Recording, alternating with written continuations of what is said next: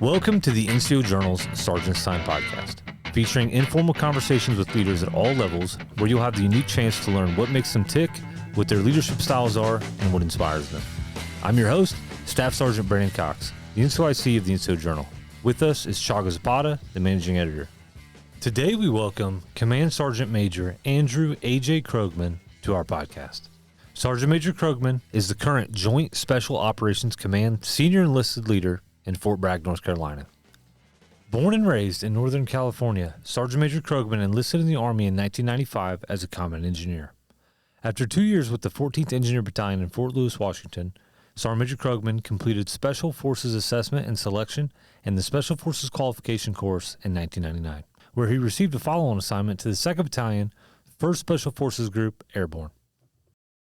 Some of Sergeant Major Krogman's key assignments include the Joint Cyber Operations Group Sergeant Major, the Strategic Reconnaissance and Enabling Command Sergeant Major, and is currently slated to take responsibility as the Command Senior Enlisted Leader of Special Operations Command in September. Sergeant Major Krogman, it's an honor to have you on the show.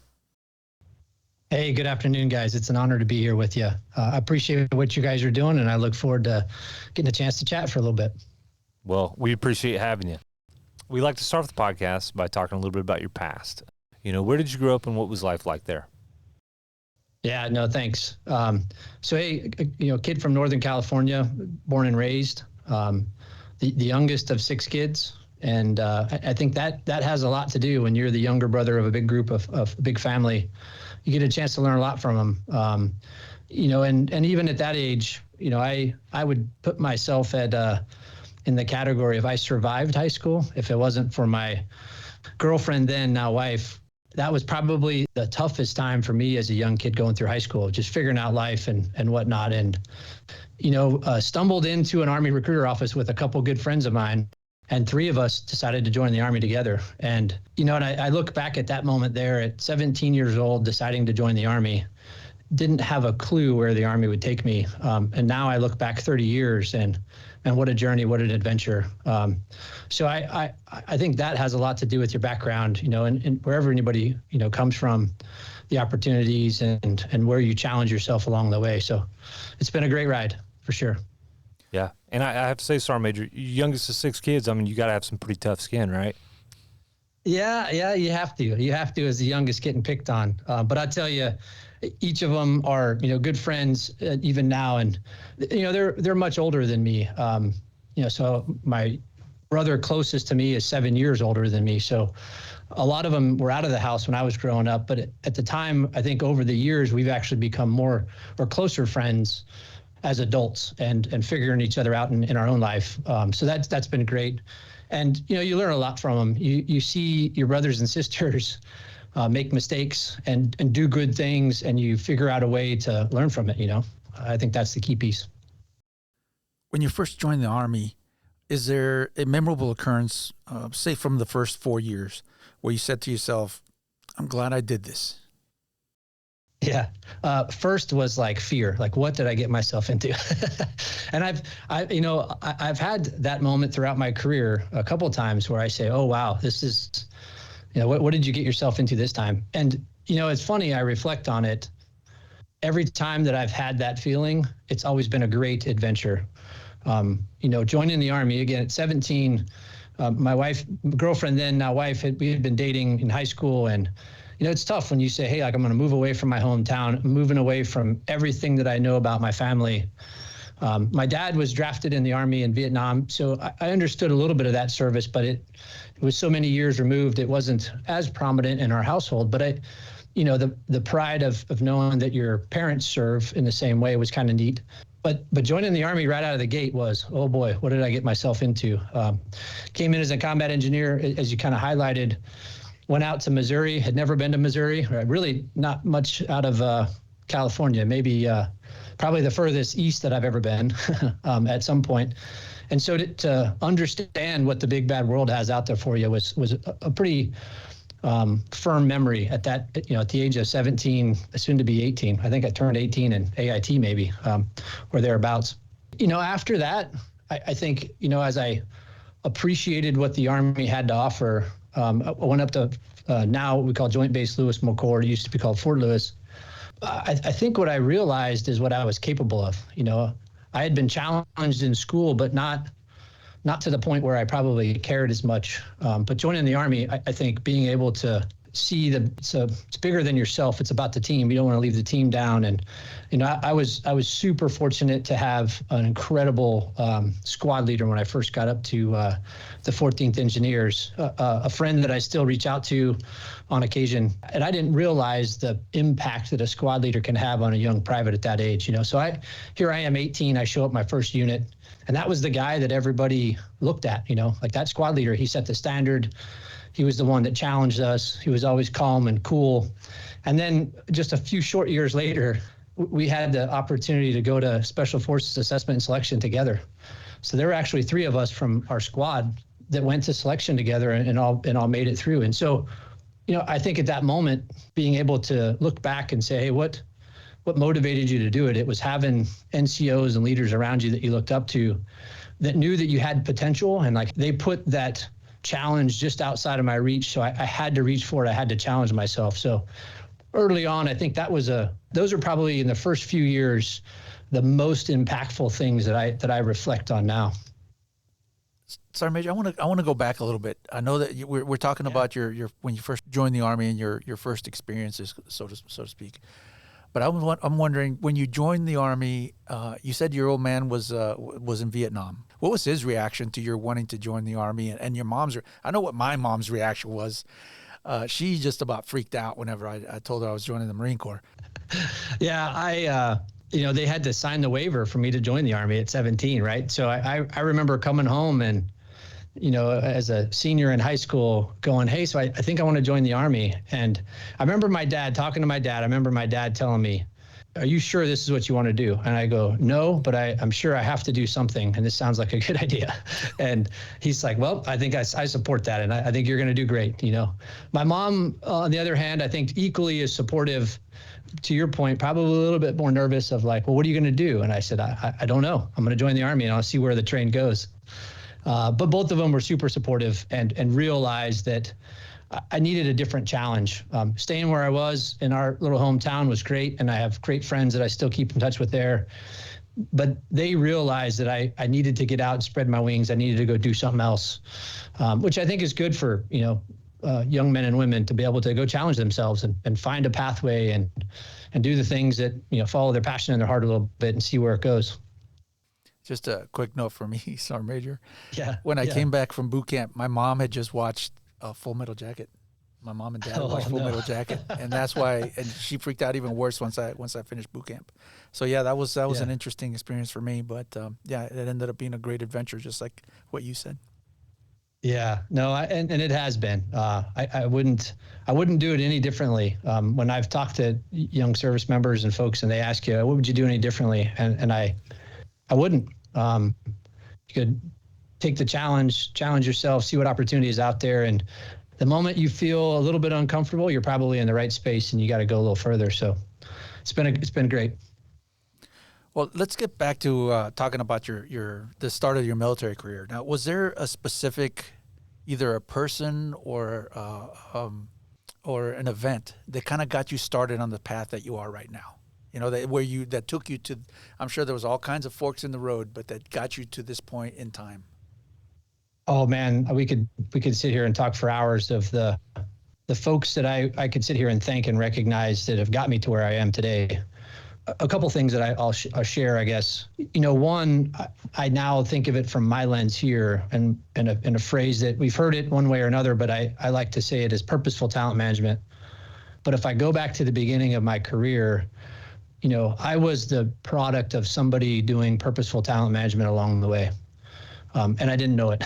And so, again, I could sit here for hours and thank everybody that opened a door, challenged me, that got me to where I am. Probably the most important person I would recognize is my wife. We dated in high school, and the hardest decision I probably made at that age was, hey, I need to leave and go to the Army. She was like, well, what about us? And I said, hey, if I'm going to be the man that you deserve, I need to go do something and grow up. And that was probably step one that allowed me to see that it's bigger than me, and there's other things at play there. Leaders along the way. I mentioned my first squad leader when I came in.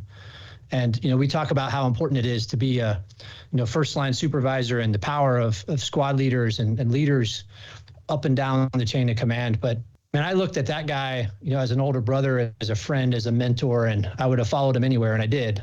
And we got a chance to stay connected over the years. But it was an opportunity there where he saw in, young Private First Class Krogman at the time that I needed a different challenge.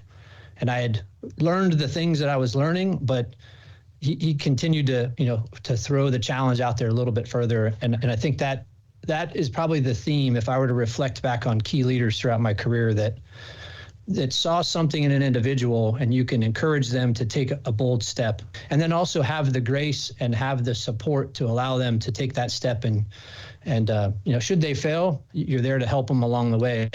But should they succeed, you're there to help cheer them on and support them along the way. That's probably the biggest part when I look back on that. I would imagine too that now at the level that you are, Sergeant Major, I think that you touch a lot. Your leadership touches a lot more people. You have it has a lot more influence, but you can't deny that first level leader, team leader, right, or whatever, has so much influence. So how you are at that point, like this is for all the young guys out there, how you are as a young leader affects not just you, but that one person that you touch and those people who are your subordinates. Would you talk a little bit about that? Yeah, I would not have seen the opportunities or probably followed my heart in those challenges had it not been for those leaders at the initial level, those first line supervisors, those squad leaders, those team leaders. But to kind of unpack it a bit more to your question, it's how you set the standard at that level. My squad leader then, was quick to say, he was calm and cool and collected, but he was firm and say, hey, here's the standard, and we did PT every morning, and we were out training throughout the week, and every Thursday afternoon, sergeant's time, we were out doing something. And whether it was one of the team leaders that was leading us doing it, or he was out there, with us every single step along the way.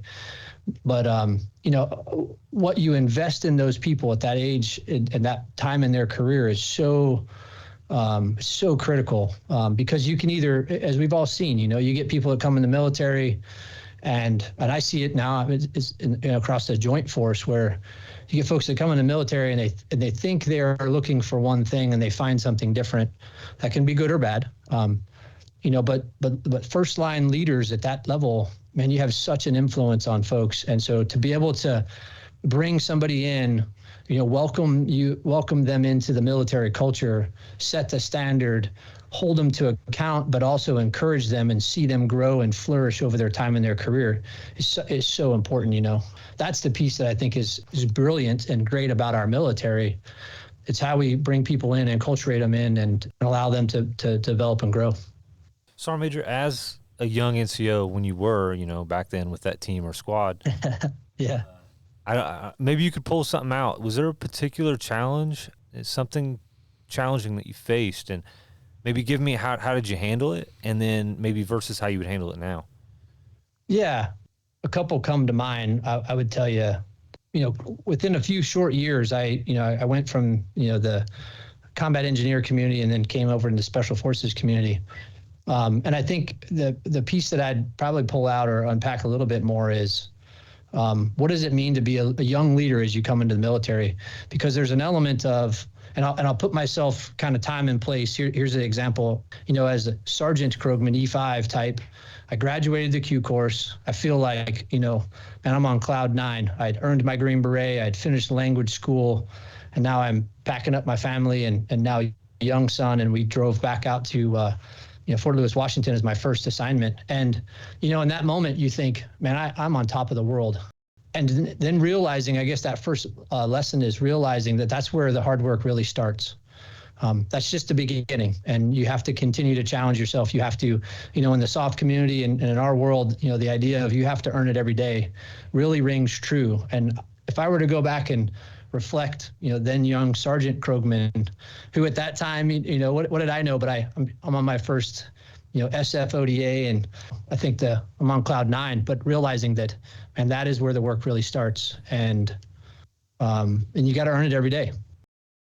Sergeant Major, with your extensive experience in the Special Forces community, we'd like to take this time to ask, as the Joint Special Operations Command Sergeant Major, what are some goals or initiatives that you'd like to talk about?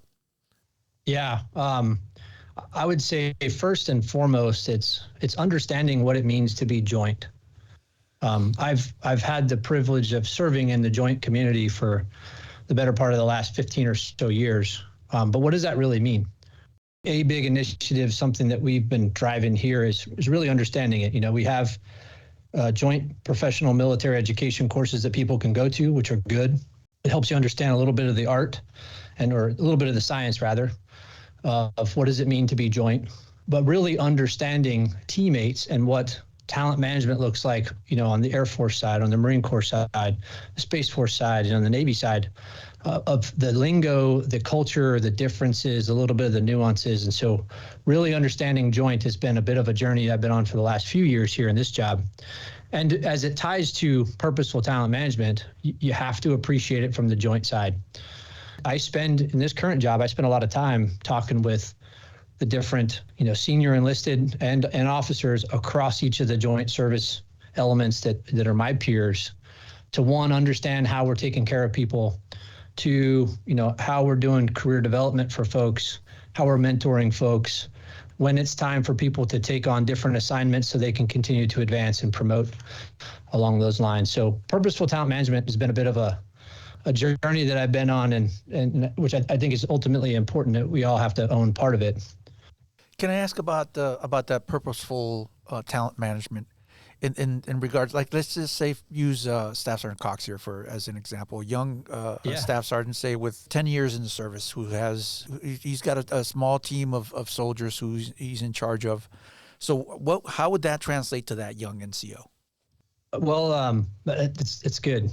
I think a lot of it starts what I love to hear in the story, and it ties into purposeful talent management. But the story that I love to ask as we kind of talked here is, what motivated you to join the military? And what is your purpose? What is your why? What makes you happy? What feeds your soul? All those types of things. Now, recognizing that people make decisions in the military and certain career fields, not because it necessarily always feeds their soul, but it's an opportunity, it's a job, it's a career. But as I've talked to young service members over the years, sometimes and quite often they don't know there's other opportunities of their service. And so understanding truly like what motivates them. Here's an example that I'll tell you. I got a chance to be the CSM of a cyber group within the Joint Enterprise, and man, probably the most eye-opening assignment, but one of the highlights of my leadership time, I would tell you, in my own mind, because I had to learn a whole new community of people and incredible professionals that are just at the very, very top of their game. But in a way, they found their way to this cyber community, not necessarily because the service sent them there, but because they had an interest, they applied, they went through an assessment and selection, and we hired them. And so what I would often have there is a number of people with different MOSs and different AFSCs, which is the MOS on the Air Force side, and different career fields and whatnot, that would find their way because of they're passionate about the mission. And their career, sometimes the career map would be incongruent with where their passion and what they wanted to do. And so my journey, if you will, my goal to help them is, how do I best align your passion, your purpose, your motivation with where your career map is going? And sometimes, it's being able to understand where they're at in life. As a service member, with family, without family, where they're at in life matters and what they're able to do career-wise. And so a lot of it is that. It's getting to know the service member at the human level and understanding what are they really passionate and motivated about. So, Major, moving back to some of the things what we were talking about at the beginning of this part of the conversation, was about your goals and initiatives. Would you mind explaining a little bit about what it's like to work in the joint space? Yeah, an easy way to explain it, it's almost each service has its own language and a little bit of its own cultural makeup, right? It's getting to appreciate it and understand each of the different cultures of the organization and how people are motivated in each of those services. As a former Marine, and I use this as an example, when you talk to a Marine and you get to know them, they will always say, I'm a former Marine or I'm a Marine first, because that's part of the Marine culture. Now, within your service as a Marine, you did plenty of things, but there's a little bit of an identity that you tie to that, your service as a Marine. And each of the different branches have their own sort of grounding culture and morals and values that make up, our great military force. It's getting to know it, as you serve along people in different units, you get to know people from all sorts of walks of life and all sorts of backgrounds. And as you travel the world, you get to understand different cultures of the world and why people are the way they are. And the joint service is no different. When you really look across, and I have the privilege and honor in this job to be able to see pretty broadly across the joint force. And man, it is truly remarkable. The things that our Air Force teammates are able to do is just brilliant. And when you get to know it and you get to understand their culture and how they operate, it's just remarkable. On the Navy side, equally so. And you look at what our Navy is capable of doing, both big conventional Navy, fleet Navy, as well as the Navy Special Operations community, just truly remarkable. Same thing on the Marine Corps side, as we understand how our Marines operate within large-scale combat operations. And as we look bigger across the conventional service, as well as the soft enterprise, our Marine teammates are vital and a critical aspect to it. On the Space Force side, as our newest sort of service and teammate there, and we actually have a handful of Space Guardians on our team here, and getting to know this really unique new capability that they bring to the fight is pretty tremendous. And so it's really, I would say, it's about appreciation and perspective. Appreciating, just like here's a sports analogy, and this is where my brain goes a lot of times when I think about this is, you look at the best sports teams that are out there and pick whatever sport. I'll use football in this example, but the teams that consistently win the Super Bowl, they have a very strong team of teams. There's these micro teams on the offensive line, and there's these micro teams on the defensive line and special teams and all this other stuff. That is kind of a representation, if you think of how the joint force fights. The more we understand about each other, the more that we are interoperable together and appreciate each other, the better and tight-knit we're going to be when push comes to shove and we got to operate and we got to deploy and conduct operations together. So it's really about appreciation and perspective. Getting to know what that person's superpower is on your team is really, really helpful.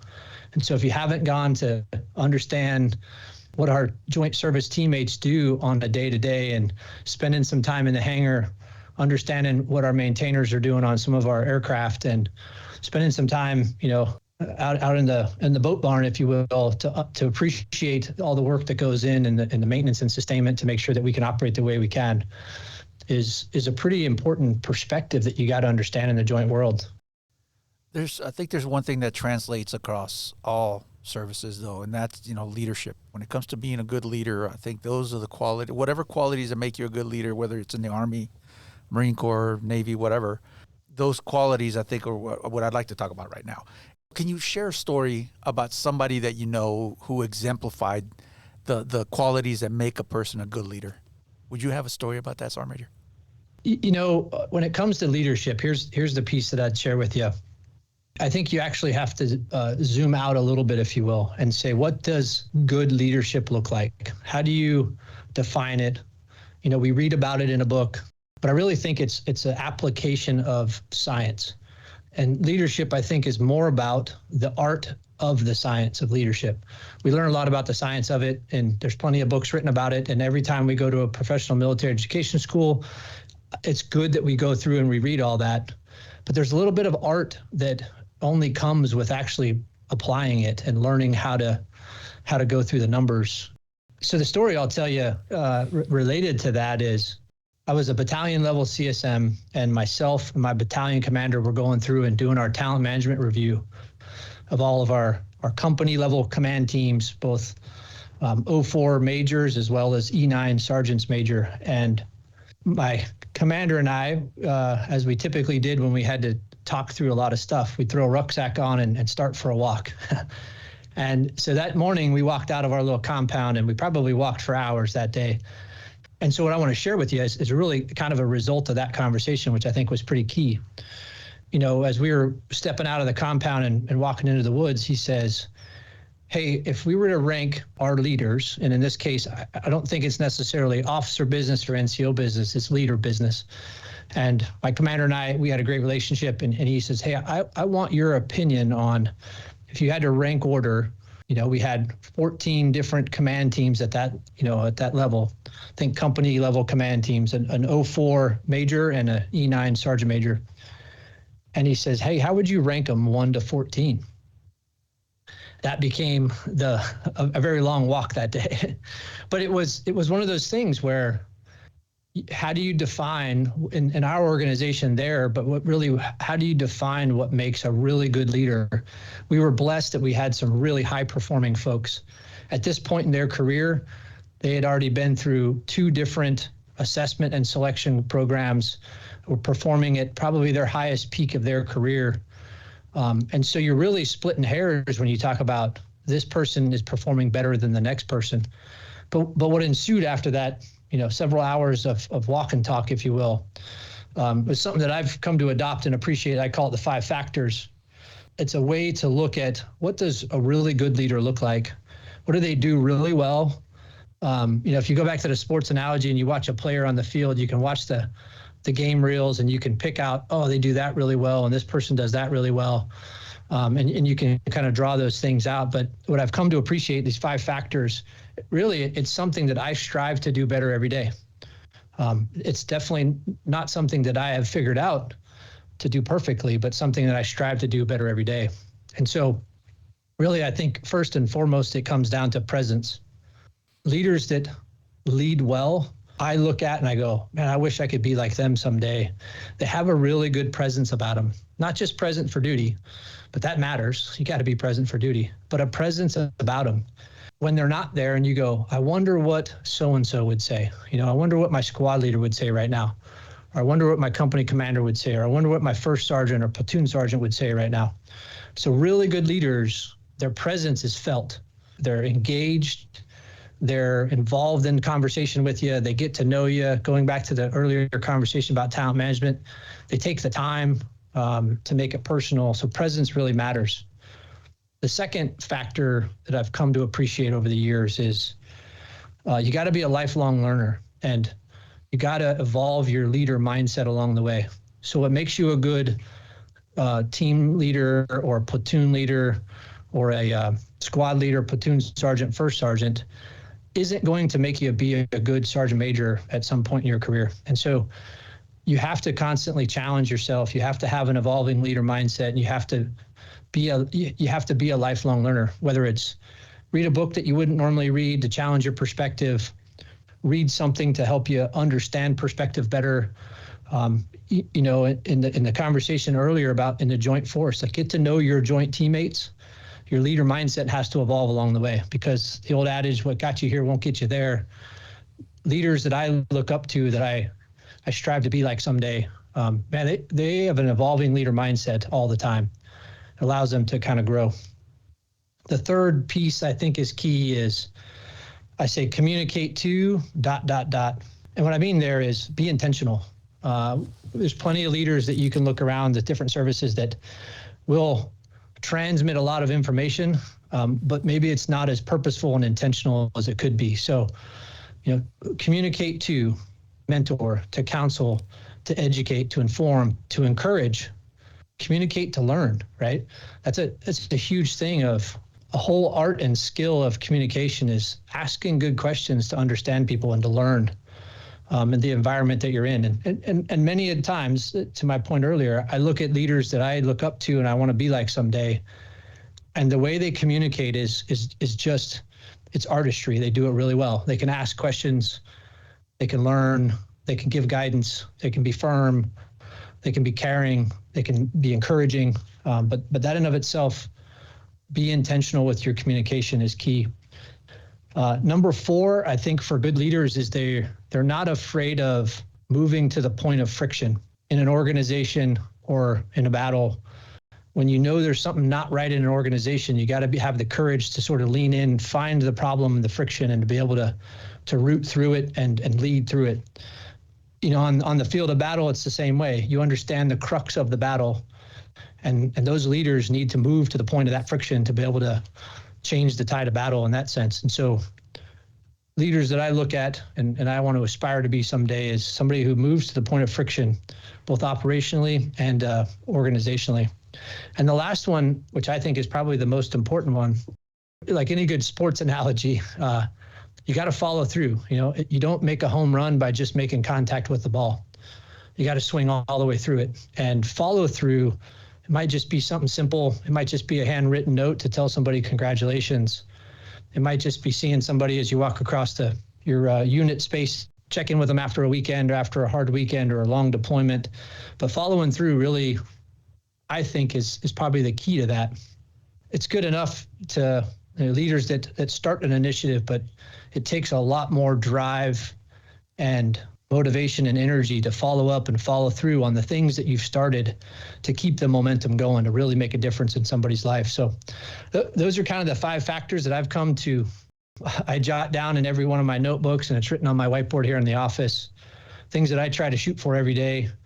But also, to your point about leadership earlier, is when I counsel folks, sergeants, majors that work with me, or leaders or officers or teammates, I share this same thing with them. And I think that's how you hold each other accountable. I have the privilege right now to work with a vice admiral in the Navy. And, that was part of my initial counseling. That these are the things that I'm going to hold myself to account. And I need your help as a battle buddy to keep me on track there. Can you tell us about something that you failed at, or maybe something that you, over the course of your career, that didn't go quite the way that you wanted it to? Could you tell us what you learned from it and how you got past it? Yeah, no, that's good. Thank you. When I reflect back on my career and things that, I probably fail every day in one thing or another, which is why I have those things written on my board to remind myself of, hey, you got to earn it every day. If I look back on things that I wish I would have done differently, or maybe there was a turning point there, is I failed to appreciate what leadership really was at a young age. As I mentioned earlier in there, I was fortunate to have a really good squad leader and a good example. I was fortunate to have older brothers and sisters that, great examples, and parents that great examples to learn from.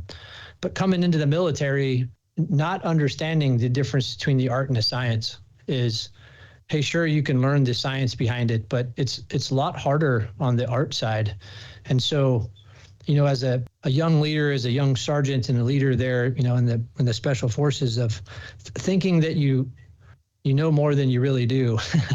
And you get humbled when you stumble and fall and you have somebody help pick you up and dust you off and say, hey, there's a little bit more to this than you may realize. And so I think the point of that is, there was probably times throughout my careers where I was probably out ahead of my skis a little bit and not preserving relationships as much along the way.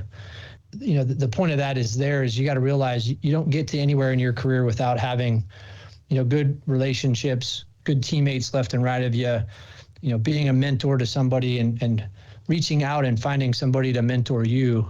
And so I was fortunate as a young sergeant and then staff sergeant to promote pretty quick in the special forces, and, blessed in that sense. But I probably failed to appreciate, the real art versus the science of leadership, and what I might have missed out in reps and sets in the conventional side as I got into the special forces side, pretty early in my career, of just, how do you take care of people at that age? How do you take care of a battle buddy who, is struggling, in service, or struggling family-wise, and help mentor and coach them through difficult parts in their life? And I think that's why it's shaped me now to put a more greater emphasis on the friendships and the relationships that I have across the Joint Force now, taking the time to do purposeful talent management, teaching and coaching and mentoring people along the way the best you can, because you don't know when somebody's going to have a crap day, and you might be that one person that gave them a bit of encouragement that day, when you didn't know they needed it, but they needed it very most.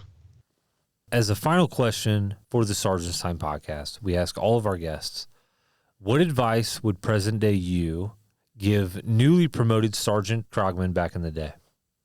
Oh man, how much time do we have? No, if I could go back and reflect on it, or if I could go back and tell myself something then, I'd say a couple things. One, don't be in a rush.